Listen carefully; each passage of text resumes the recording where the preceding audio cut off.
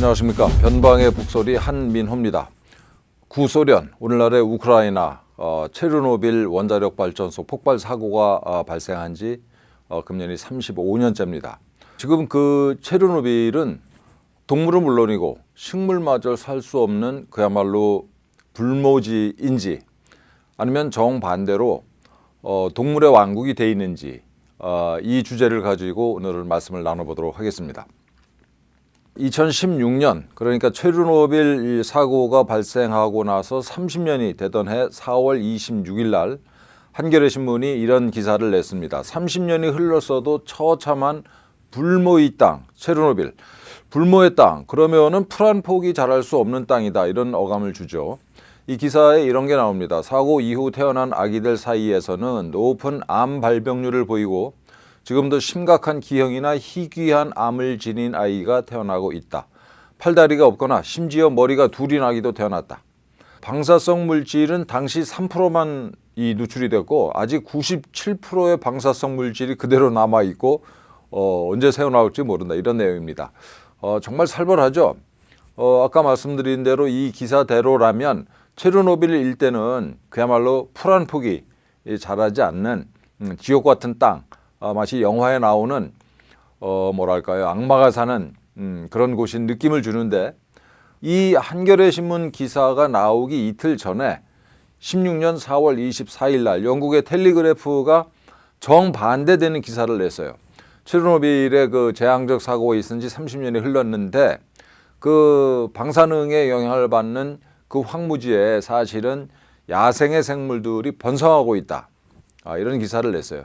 그런데 이건 그 텔리그래프 이 기자가 직접 가서 뭐 탐사해서 보도를 한 게 아니고, 이 이전에 영국의 그 생태학 및 수리학 센터라고 하는 비영리 연구기관이 있습니다. 이 연구기관에서 영국의 각 대학에 생물학 내지는 방사선학 관련된 교수들을 모아서 이제 컨소시엄을 구성을 해요. 거기다가 우크라이나의 생물학자, 특히 이 생물학자는 방사능 생물학을 이게 특별히 이제 이 전공을 한 사람인데 세르게이 게슈체크라고 하는, 발음이 제대로 됐나 모르겠습니다. 이렇게 이 연구진을 구성해서 5개년 계획을 추진을 해요. 그래서 그 내용인즉슨 체르노빌의 그 원자력 발전소 사고 이후에 그 지역의 생태계가 어떻게 지금 이 조성이 되고 있는지를 연구를 한 겁니다. 그래서 그 지역에 곳곳에 카메라를 설치해 가지고 사진을 찍었는데 정말 놀라운 사진들이 찍혔어요. 보시면은 이거는 이제 붉은 사슴인데 그 주변 풍경을 보십시오. 풀 한 폭이 자라지 못할 것 같은 분위기였는데 한겨레 신문 기사 내용대로라면 이렇게 풍요로운 그야말로 초원이 펼쳐져 있고요. 스라손입니다.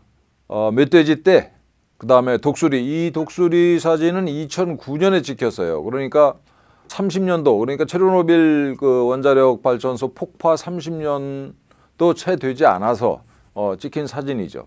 그 생태계의 그 복원 능력이 얼마나 대단한 건지를 보여주는 사진입니다. 이건 황새 사진이고요. 이건 여우 사진이고, 이건 엘크라우라 가지고 사슴 중에 제일 큰 종류입니다. 이런 큰 동물들이 여기서 산다라는 건 뭘 의미하는 거겠어요? 먹을 게 많다는 얘기겠죠. 특히 그 놀라운 사진이 이 갈색 곰 사진인데, 이 갈색 곰은 그 체르노빌 발전소 사고가 나기 이미 70년 전부터, 그러니까 이 기사가 나오기 100년 전부터 안 보이던 동물이에요. 이 갈색 곰이라는 게. 이 일대에서는 볼 수 없었던 동물입니다. 그런데 그 체르노빌 그 발전소 이 사고가 있고 나서 채 30년도 되지 않아서 갈색 곰이 어슬렁거리는, 그러니까 그야말로 동물의 왕국이 된 거죠.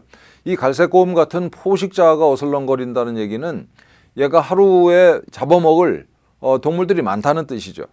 또 그 밑에 갈색 곰한테 이 잡아먹히는 그 초식 동물들이 먹고 살 또 풀이 많다는 얘기고, 그 다음에 또 하나 놀라운 사진이 찍혔는데, 이게 2014년에 찍힌 사진인데요.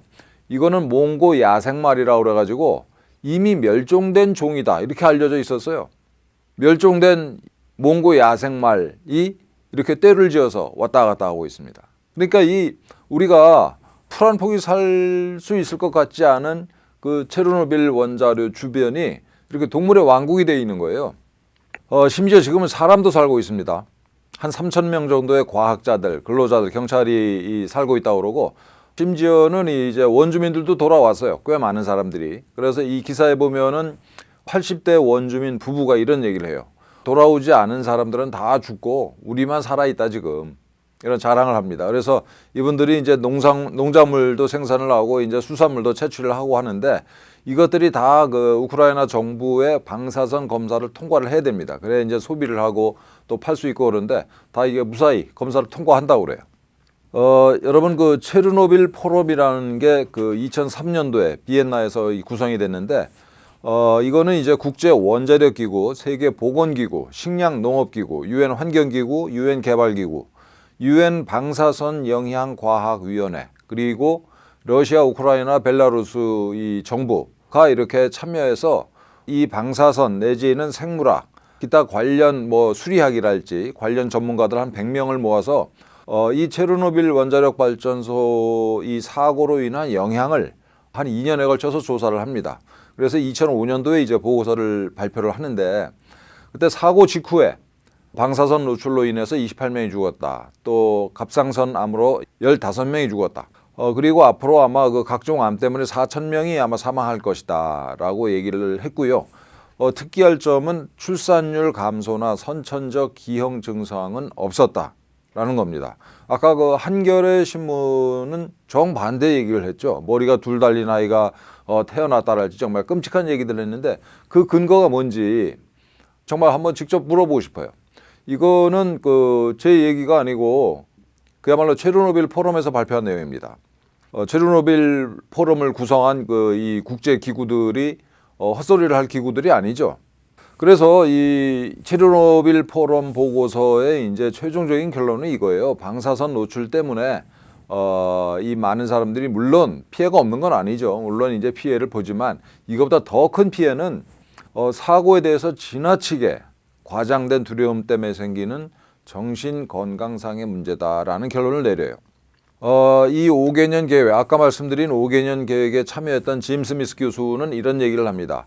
그 물에 사는 곤충들, 이 곤충들이 방사능 수치가 그 물에 방사능 수치가 높아졌음에도 불구하고 곤충들의 숫자가 줄거나 하지 않았고, 또 종 다양성에도 영향이 없었다. 포유류들은 어땠을까요? 오히려 사고가 나서 첫 10년 동안에 포유류 숫자가 늘어났다라는 겁니다. 그래서 이 방사능은 포유류 그 숫자에 영향을 미치지 않는다. 물론 아주 드물게 영향을 받는 애들도 있다라고 얘기를 하죠. 그래서 이 짐 스미스 교수가 이런 얘기를 합니다. 우리는 방사능을 볼 수도 없고 냄새도 못 맡는다. 그런데 우리가 두려워할 만한 모든 요소를 다 가지고 있다. 방사능이라는 게. 사실 두렵죠. 방사능 그 소리만 들어도 두렵지 않습니까, 여러분? 그런데 사실은 우리가 생각하는 것만큼 그렇게 위험한 건 아니다. 물론 위험하지만 우리가 생각하는 만큼 그렇게 위험한 건 아니다라는 얘기를 해요. 2011년도에 벌써 10년이 됐습니다. 그 후쿠시마 원전 사고가 있었는데, 그거에 대해서는 뭐 나중에 제가 한번 다시 얘기를 하겠습니다. 이게 그 후쿠시마 원전 사고 때문에 근데 뭐 문재인 대통령이 공개 석상에서 천 몇백 명이 죽었다, 이런 1,000명이 넘는 숫자를 얘기를 했습니다. 이 원전 사고 때문에 죽었다라고 얘기를 해서 일본 정부가 공식적으로 항의를 했어요. 그 원전 사고 때문에 죽은 게 아니고 쓰나미 때문에 그 많은 사람들이 죽은 거거든요. 근데 문재인은 공개적으로 원자력 발전소에 무슨 뭐 그것 때문에 죽은 거다라고 했는데 그건 전혀 아닙니다. 이 얘기는 나중에 다시 하도록 하겠습니다. 어쨌든 이 사고 이후에 인터넷에 이 방사능에 피폭된 동식물 사진, 또 돌연변이들 이런 이 사진들이 엄청 돌아다녔어요. 그래서 이 원자력 발전에 대한 우리 국민들의 막연한 두려움을 굉장히 증폭시켰죠. 그래서 이런 사진들이 돌아다녔습니다. 이게 꽃이 두 개가 하나로 합쳐진 사진들, 내지는 여기에 이제 하얀색 그 장미에서 보는 것처럼 꽃 한가운데에서 뭐 삐죽 이렇게 튀어나온 사진, 또 토마토인데 뭐 이상한 뭐 이런 것들이 나 있는 사진, 또 토마토인데 정말 굉장히 기형적으로 이렇게 찌그러져 있는 토마토 사진, 또 이 오이인데 오이 중간에서 잎이 나 있는 사진. 이 사진들은 그 2016년도 11월 달에 서울경제신문 후쿠시마 지진 후 퍼지는 괴사진 직접 찾아봤더니라는 제목의 기사에 나온 내용인데, 알고 보니까 여기 이 후쿠시마 지진 때 이 지진으로 인한 원자력 발전소 사고로 각종 그 돌연변이가 생긴 게 아니고, 옛날에 후쿠시마가 아니고 세계 각지에서 우연히 발견된 기형 생물들의 사진들이 많이 돌아다녔고, 또 교묘하게 합성된 사진도 많았다고 합니다. 이런 거예요, 여러분. 그래서 이재기 그 한양대 교수님 말씀에 따르면 지금까지 2016년도 현재까지 학계에 발표된 공식 사례는 남방 부전나비, 이게 뭐 어떻게 된 건지 모르겠는데 이 나비의 기형화뿐이다라고 얘기를 했습니다. 그러니까 우리가 원자력에 대해서, 특히 우리 체르노빌 사고랄지 후쿠시마 사고에 대해서 너무 우리가 과장된 얘기를 듣고 있는 거죠. 우리나라 원전은 어떨까요, 여러분? 우리나라 원전은 40년 동안이나 사고가 없었습니다.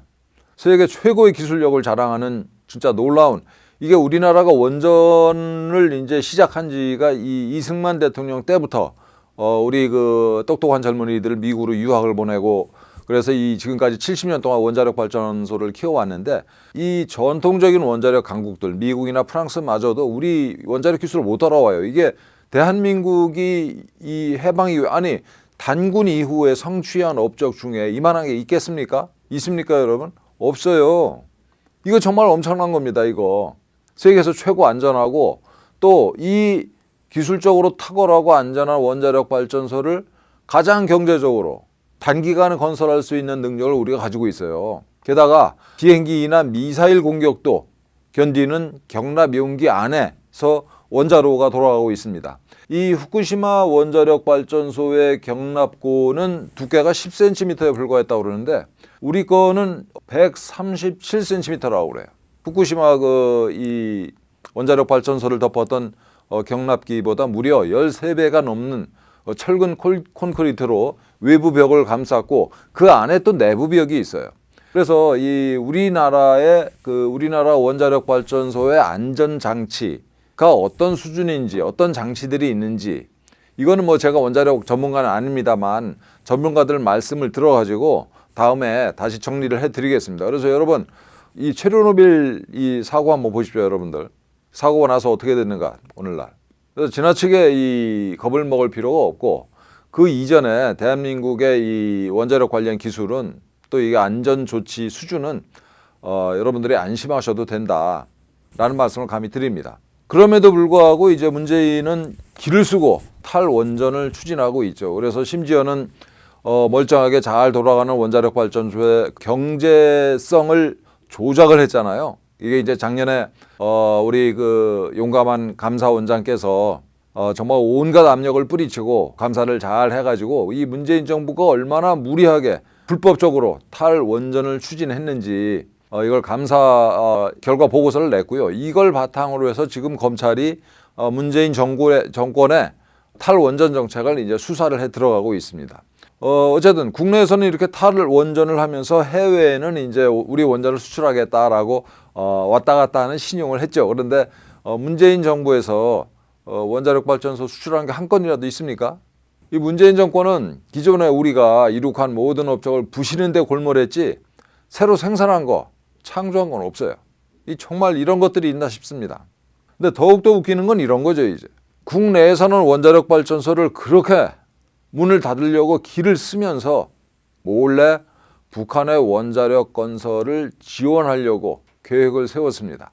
이건 여적죄죠. 여적죄. 여적죄는 적의 편에 섰다라고 해서 그 형량이 사형 하나밖에 없어요. 저는 이거 여적죄라고 확신합니다.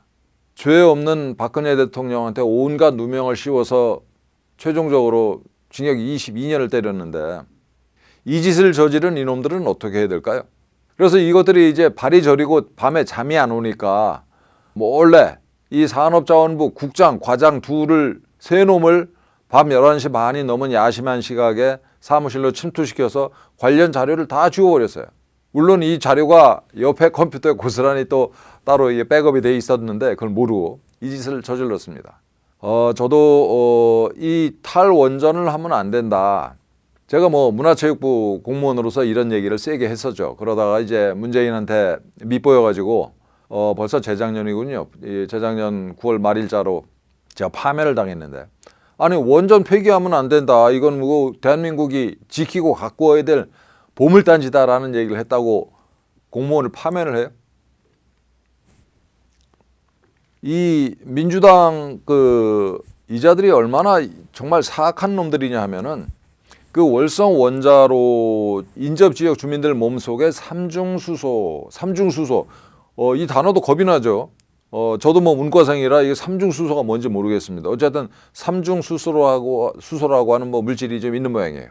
그래서 이게 검출이 됐고, 그런데 삼중수소는 자연계에 존재하지 않는 인공 방사성 물질이다. 이게 얼핏 들으면 무지하게 겁이 나죠. 근데 전문가들 얘기는 아주 간단합니다. 첫째, 삼중수소는 자연계에 존재하는 물질이다.